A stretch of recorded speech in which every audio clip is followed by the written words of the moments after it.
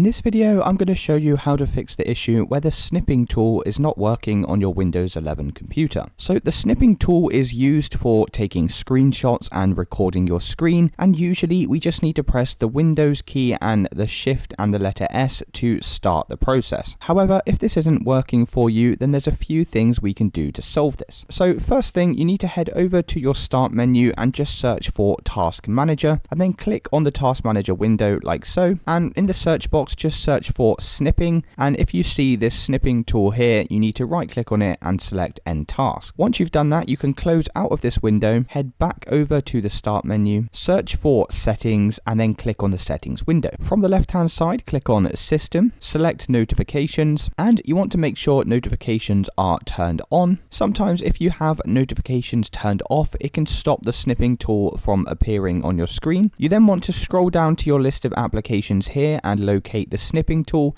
and once again just make sure notifications are turned on. You can then close out of this window and we can try launching up the snipping tool to see if that's now solved the issue. If that's still not working, the next thing you'll need to do is head back over to the Start menu, search for Settings once again. From the left hand side, click on Apps, select Installed Apps, and using the search box just type in snipping, and next to the snipping tool you'll see these three horizontal dots. Click on this and select Advanced Options. Scroll down slightly until you see the reset section, and the first thing you need to select is repair. Once this is finished repairing, then you'll also need to select reset and confirm by pressing reset. So once again, you can now try launching up the tool and checking to see if that's now working. If you've tried all of these steps and none of them seem to be fixing it, the last thing we can do is head over to the Start menu, search for CMD, and then right click on the command prompt and run this as administrator. In this window, you just need to type in the following command, sfc/scan